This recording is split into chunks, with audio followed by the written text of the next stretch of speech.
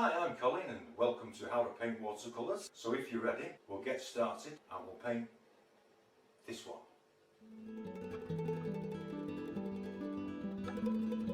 Hello and welcome back to Painting Watercolors with me, Colin. I hope you enjoy this one. Sorry I've been away for some time. I'm an oil painter and I'm not set up to do both, so it's took me some time to complete them. I thought with this one we would just deal with the sky, simple mountains and some water, and I do promise I will try to make this one simple. And I'm just going to use an ordinary round brush, some Naples yellow. I'm going to give you a quick run round of the colours I'm going to use, and I'm not going to use many colours in this, but this is Naples yellow just for some light, cobalt blue with the cobalt violet, cobalt blue with cobalt violet, but a stronger colour, thicker mixture, that's all. French ultramarine and cobalt violet, some warm sepia. You can use any dark brown, burnt umber, burnt sienna, and some French ultramarine. And with that we'll just get this going. I want to bring some colour in.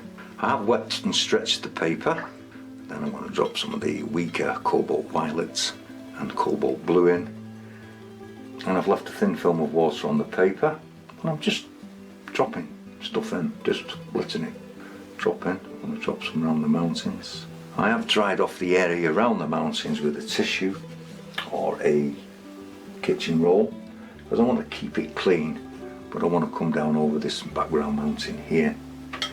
Now remember, picture will dry lighter.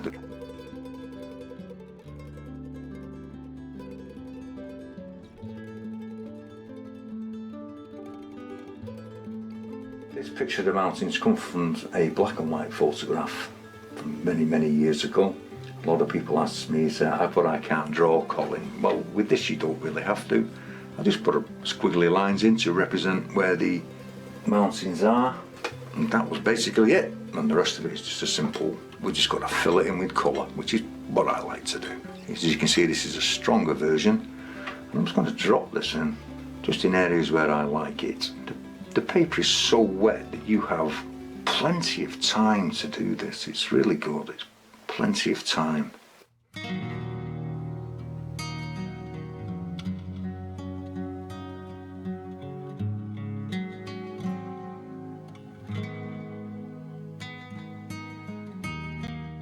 Okay,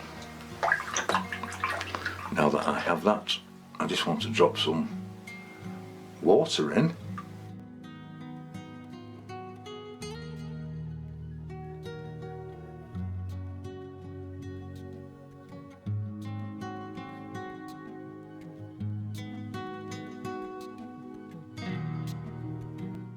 I have no control over this, so don't start fiddling.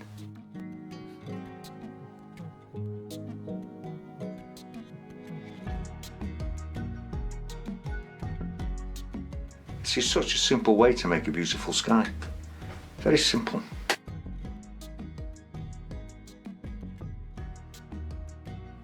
I just want to bring some yellow down over this, that's all, over the background mountain. And then I'm going to leave this to dry.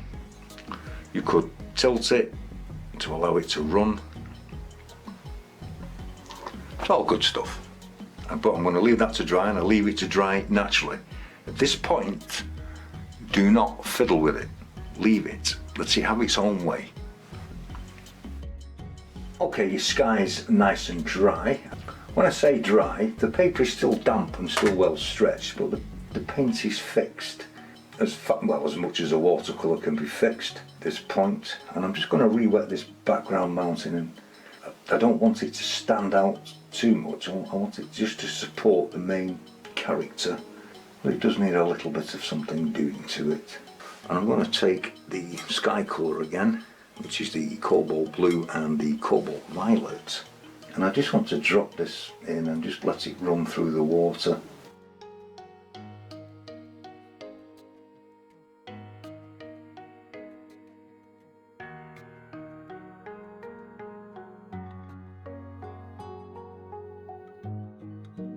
And I'm actually going to take some of the French ultramarine and cobalt violet. I'm going to put it in there, and I'm just going to test this for strength. Like I said, I do not want this too strong, and I just want to drop one or two sort of stronger areas in.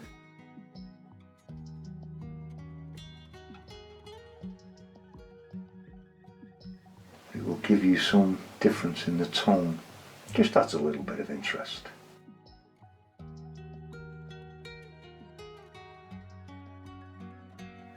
And I'm going to take up the excess water and I'm going to let that dry. Okay, that's nice and dry. Like I said before, when I say dry, I mean that the paint is fixed. And what I want to do is put some shadows in on these mountains, but I do want some white patches left, so I'm going to leave some white showing through just to create the impression that light's coming through the peaks.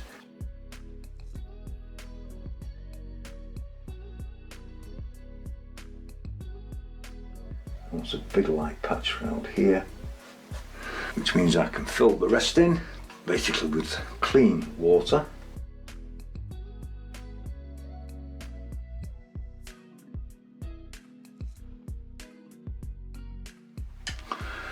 I'll take some of the stronger of the two because I want this to stand out, and I just want to drop this in, just check it for strength. I have got the board laying flat, the painting, and we can put a shadow in.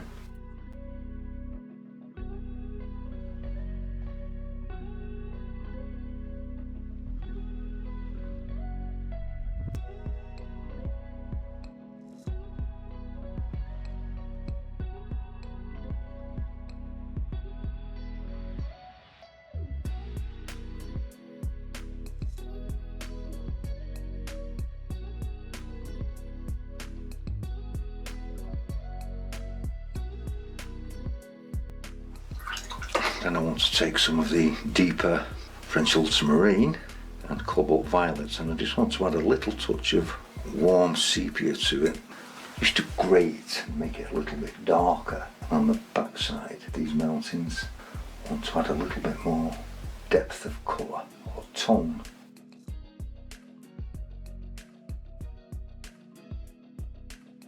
So again, just shaping it, and I don't mind this spreading.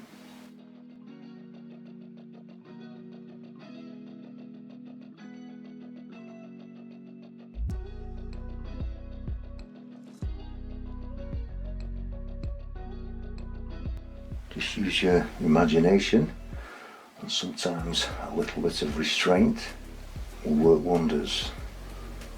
Pull this down here.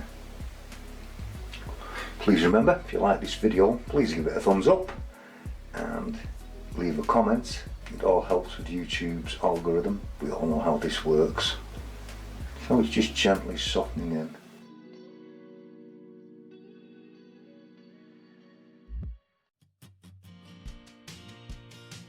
Okay, and you can let that dry. Now you've got your shadows on your mountains, we're just going to mix up a bit of paint. So I'm going to take some of the French ultramarine and cobalt violet. I'm going to drop it in there, just thicken that up a little bit. I just might drop a little bit there, because a little bit of the warm sepia. We're really grey in this, and a touch of blue because I want this dark. And what I want to do is, it's a hit and miss effect, okay? I'm going to use the dry edge of the brush, just a tip in the side, and skip it. You see how you end up with that hit and miss?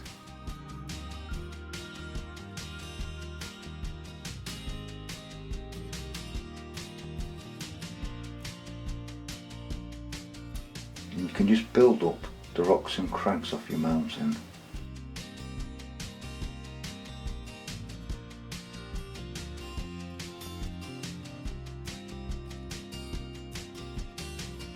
If you want to create a ridge, as this is quite steep here, come around and just in the direction from the ridge, do the same again. Just pull it in the direction that you want it.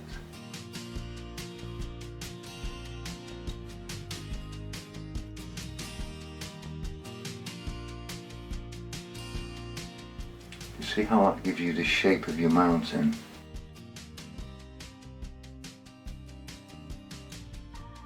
Side of the brush, give it a hit and miss. If you want a gully, put a gully in using the shape almost like a U, a letter U, and it will give it to you.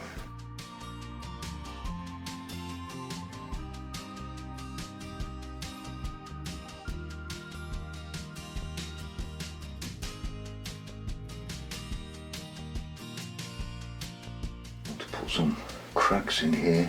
Because I want these to drop vertically, I'm going to pull it down vertically.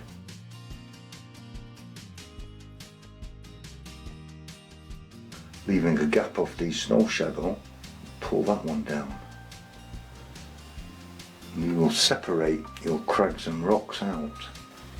When you come down, you can shape it. Never be in a rush to make a mess of it.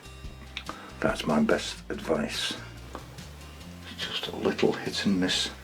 If you haven't got enough paint on, you can always add more, but it can be a son of a gun to take it off. So just do a little bit of planning.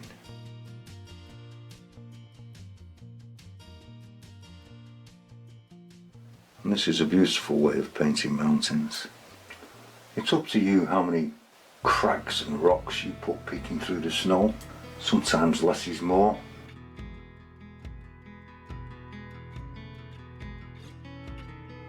You'll have to decide.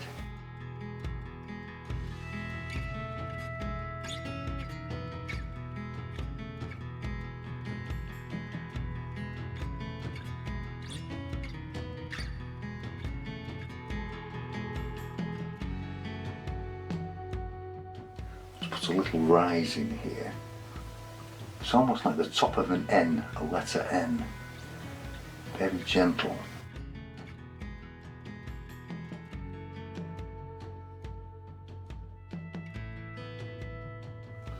Some of it looks like shadow. I kind of like.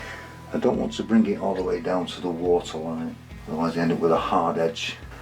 I want it just a little bit misted up. And I'm quite happy with those mountains as they are. It's up to you to put more on if you want to. I am going to let that dry because it's still wet down here, and then we'll put the water in. I'm just going to wet the bottom part here, applying some very clean water onto this part. I'm going to put some Naples yellow in. It's all the colours of the sky, really. And I will be putting some ripples on top of it, but that will have to dry, so I'm just going to put a little bit in here. Naples yellow,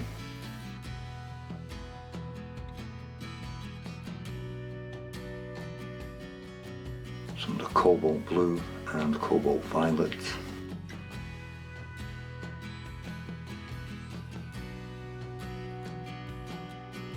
remember this will dry lighter. When I put some ripples in, it'll just add another layer to it. If I put some ripples in across it, because the mountain is set back, you will not have to put a reflection in, but the painting will still read technically right. Some stronger stuff. I'll put this in around about on the edges to bring it in across the bottom.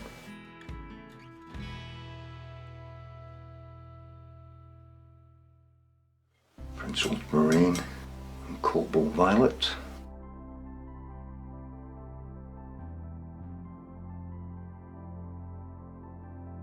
Not darkening it everywhere.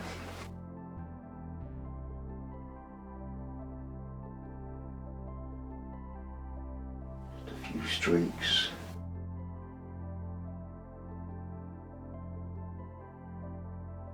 And then I'm going to let that dry. Once you've got the water in, or the background for the water, I'm going to take some of the dark rocky mixture and add it to this. Because it's thicker, it will thicken this up. So this is just the cobalt blue, cobalt violet, French ultramarine, and some warm sepia. You get a very dark purpley colour. And I want to bring some ripples in across here, because as you know, ripples will break up a reflection.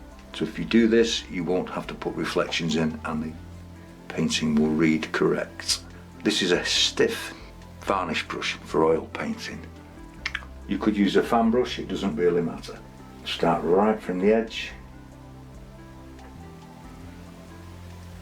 and allow it to break towards the centre. Do the same here.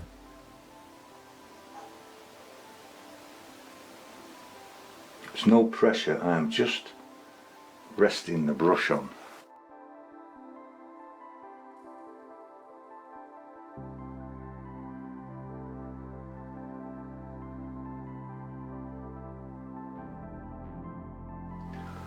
Just deepen the sides.